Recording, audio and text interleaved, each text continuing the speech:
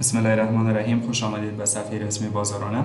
در ادامه ویدیوی قبلی که صحبت کردیم در مورد ایجاد فروشگاه، حالا میایم صحبت میکنیم چطور فروشگاهی را که ما قبلا ایجاد کردیم چطور در این فروشگاه خود محصولات خود را اضافه بسازیم. پس برای ایجاد کردن یا اضافه ساختن محصولات خود میایم بالای اضافه کردن محصولات کلیک میکنیم و یک محصول خود را در فروشگاهی که ایجاد کردیم و که اضافه میسازیم. در قسمت اول مشخصی محصول ما یک مشخصه باید داشته باشن که یعنی از دیگه محصولات باید متفاوت‌تر باشه و این برش یونیک باشه، یعنی خاص باشه و باید تکراری مثل از دیگه نباشه. پس ما میخوایم یک محصول را به نام چی اضافه بسازیم. مثلا میم نامش را ذکر میکنیم به نام کامپیوتر دل. ما میخوایم یک محصول را اضافه بسازم. پس چون اسم انگلیسی هست میتونیم به شکل انگلیسی استفادهش کنیم. مدلش هم مثلا لاتیتود هست، از این استفاده میکنیم. بعد از اون حالت نوعیت محصول فیزیکی است یا دیجیتال. حالت فیزیکی انتخاب میکنیم. در صورتی که وجود فیزیکی داشته باشه فیزیکی، نداشتن دیجیتال انتخاب میکنیم. نام تجاری، درخواست نام تجاری میکنین. میرین در صورتی که شما برای شرکتتان میخواین یک تجارت بسازین، یک برند بسازین، میین اینجا درخواست نام تجاری میکنین و خودتان میرین یک برند برایش ایجاد میکنیم. در صورت ایجاد برند به این اینجا برند ایجاد میکنیم، مشخصه برند ذکر میکنیم. مشخصه برند مثلا باشه ما برای دل میخوایم ایجاد کنیم. بعد از اون مشخصه برند که ایجاد کردین ذخیره و تغییرات میکنیم. خب به این نام میگه وجود داره، پس باید یعنی تغییرات بیاریم. میگیم دل لاتیتود 30. خب به این نام میخوایم که ذخیره شون. ذخیره تغییرات میگیم. حالا همین برند ما به این نام اضافه میشن و ایجاد میشن. خب برند ما ایجاد شد. بعد از اون معلومات اضافیش را نوشته میکنیم. نام برند ما چی هست؟ به نام دل هست. اینجا دیگه فرق نمیکنه. ذخیره میسازیم. اینا به زبان انگلیسی شد. حالا به زبان دری نام برند ما چی میشن؟ به زبان دری میگیم میتونیم میره نوشته کنیم یک دل بته میشه و زبان اینا ذخیره بسازیم و بریم به زبان پشتو بازم یک دیل میشه ذخیره میشه. قبل از اینکه بروز رسانی کنیم میریم سراغ منوی رسانه کلیک میکنیم. اینجا اگر همی برند ما کدام تصویر باش میتونین لوگویش اضافه بسازین. فقط میین چوز فایل میکنین و تصویرش اضافه میسازین. چون من فعلا ندارم ضرورت نیست. در صورتی که داشتین میین که اینجا یک فایل تون انتخاب میکنین. بعد از اون میین بروز رسانی میکنین، معلوماتتون رو ذخیره میسازین. برند ما موفقانه ایجاد شد. پس حالا میین برند ما نام تجاری چی بود؟ میگیم دل. به نام دل ما ایجاد کرده بودم. وقتی که شما امو خلاصه نامش را ذکر کنید باید اینجا لیست جوان این قسمت به نام دل اضافه شده. به نام دریش چون فعلا به زبان دری هستیم باید نام دریش تایپ شه. اگه زبان انگلیسی داشتیم زبان انگلیسی باید تایپ بشه.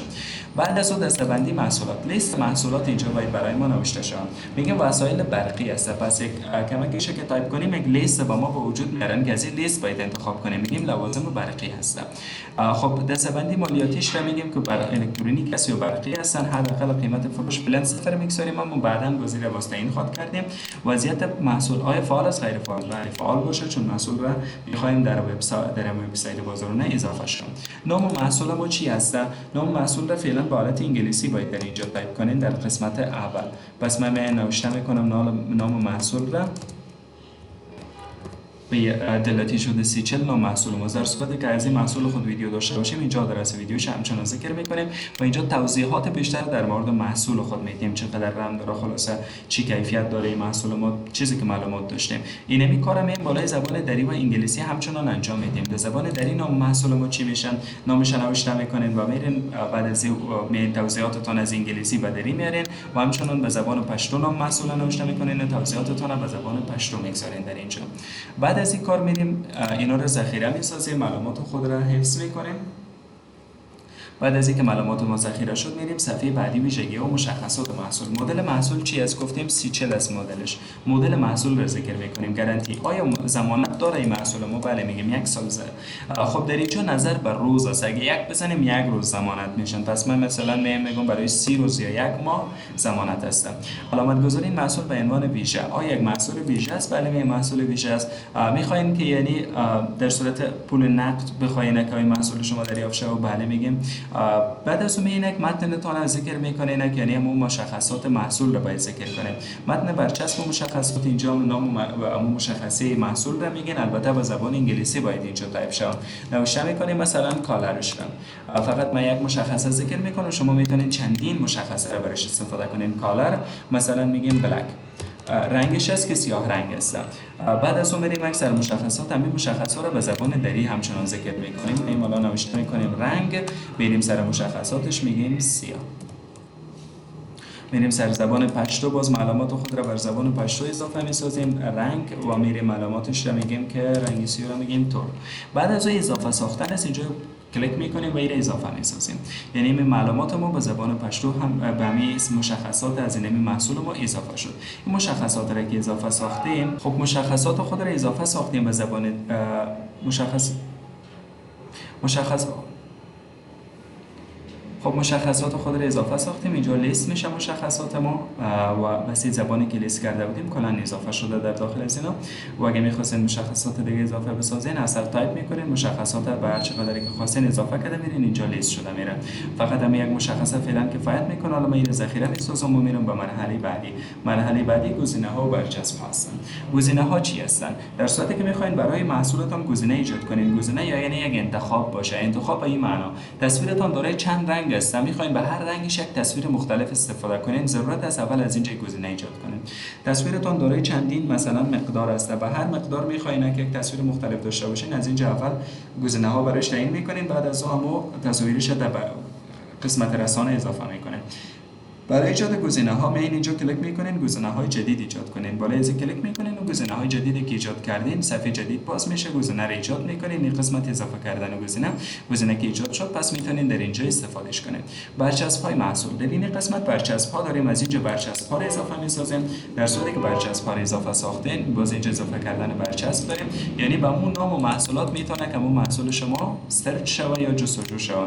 در صورتی که کسی میخواد محصولات شما را جستجو کنن، از اونجا استفاده میکنن و محصولات شما جستجو خواهد شد. خب از این قسمت گزینه ها و برچسب های محصول که اضافه ساختین، یعنی بین همین نام هایی که در اینجا ذکر میشن، باز میتونه که همون محصول شما جستجو شوه در سایت. خب اینا رو اضافه میسازین. بعد از ذخیره بعدی میگین ذخیره ساختین، میرین در قسمت اطلاعات حمل و نقل. در اطلاعات حمل و نقل موضوعات، یعنی به چی اطلاعات میتونین همین محصول رو حمل و نقل صورت بده. در قسمت واحد ابعاد انتخاب میکنین که اندازه امی به کدام واحد اندازه گیری شود. میگیم با متر اندازه گیری شود. طولش چقدر است؟ به طور مثال طولش میگیریم که چقدر باشه. فرض مثال به طور مثال 0.50 سانتی، یعنی به اندازه 0.50 سانتی است. ارزش چقدر است؟ ارزش را مثلا میگیم که 0.90. و مورد بعدی ارتفاعش هست که یعنی چقدر ارتفاع داره. ارتفاعش را انتخاب میکنیم، مثلا میگیم که 0.70. واحد وزن چقدر وزن داره، به کیلو یا گرم کدام میخواین که اندازه‌گیری شه. مثلا میگیم به گرم اندازه‌گیری شه و وزن چقدر است. و طور مثال میگیم که 2000 گرم. و مورد بعدی انتقال محصول از کدام کشور. همین محصول شما از کدام کشور انتقال پیدا خواهد کرد. نام محصول، نام کشور نوشته میکنید. مثلا باید از لیست انتخاب شود، از افغانستان انتخاب میکنیم. مملکت مقصد، یعنی به کدام مملکتی فرستاده خواهد شد. پس میگیم همه جا، یعنی هر جایی که باشه میتونین انتخاب کنین. هر جای دیگر انتخاب میکنیم.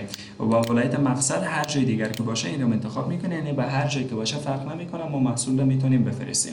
شرکت حمل و نقل، اینجا فعلا از طرف سایت و ما یک شرکت پیشنهاد شده، این انتخاب میکنیم. نوع خدمات حمل و نقل در اینجا نوعیتش انتخاب میکنین، نگیر انتخاب میکنیم. حداقل مدت، حداقل مقدار است البته، یعنی چقدر مقدار، حداقل کمترین مقدار چقدر خریده میتونن اشخاص دیگه محصول شما را. مثلا میگم من از 10 دانه کمتر محصول خود را به فروش نمیرسونم.